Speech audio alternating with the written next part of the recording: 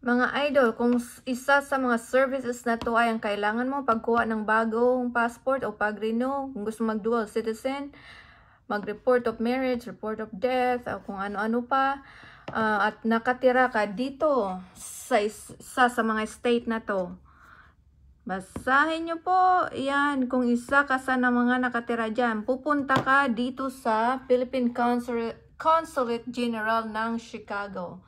Ayan. At yung website niya ay chicagopcg.com. Ay mga guys, hindi raw pwede mag-renew ng passport. Ba, nagbablog ka ba? Kailangan daw dapat dual citizen para ma-renew ito. Oo, kasi American citizen ako. Yan ang sabi ni Kuya. Kung American citizen ka, wag kang ma-renew ng passport. Mag-dual citizen ka daw. Ka muna. Ka muna bago ma-renew to. So, ayan. Iyo guys, ito nga, nag-renew tayo ng passport.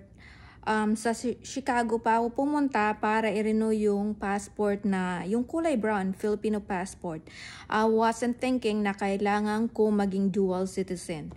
Kasi marami siyang, may disadvantage at may advantage ng pagiging dual citizen.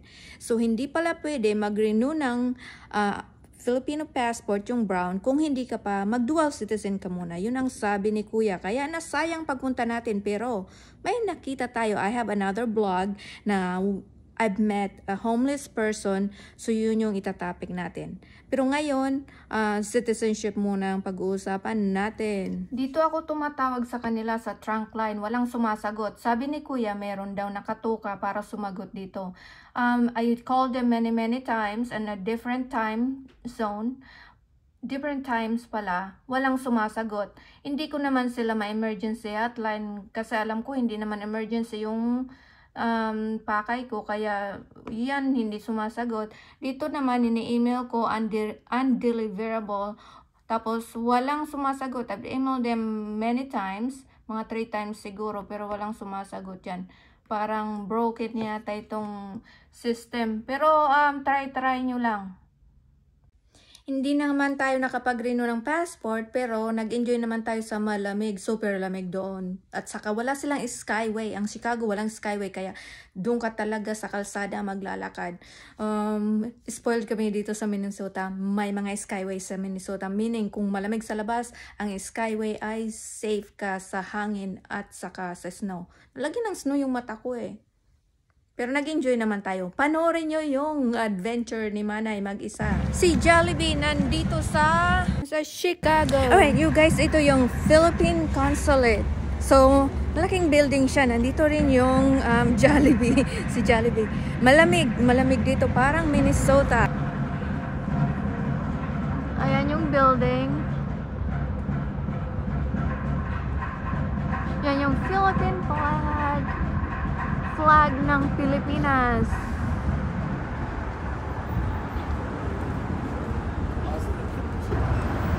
Yun si Jollibee. Hey you guys, this is downtown Chicago. Super lamig. Ito yung typical na building na makikita mo sa Chicago. Dahil malapit mo nang matapos ang video na to, at papanoorin mo hanggang dulo, may pakulo ako. If you're watching this, wag mong sasabihin sa iba, ikaw lang ang nanonood, ikaw lang ang makakaalam nito.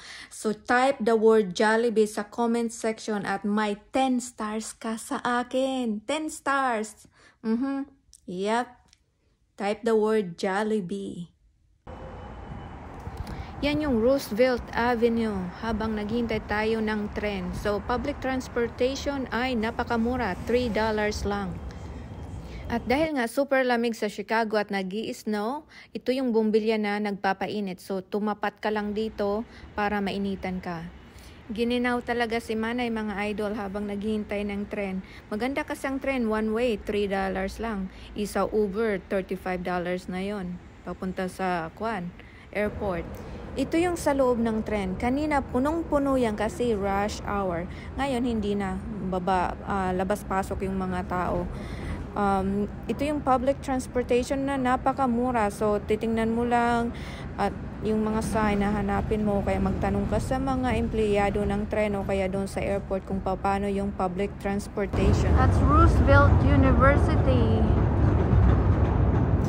Napansin ko dito sa mga university sa Chicago, puro sila matataas. Hindi, 'di ba? Malalaking campus dapat ang university. Pero ito matataas siya kasi kunti lang siguro ang lupa. Kaya pinatas ang mga colleges or universities sa downtown Chicago.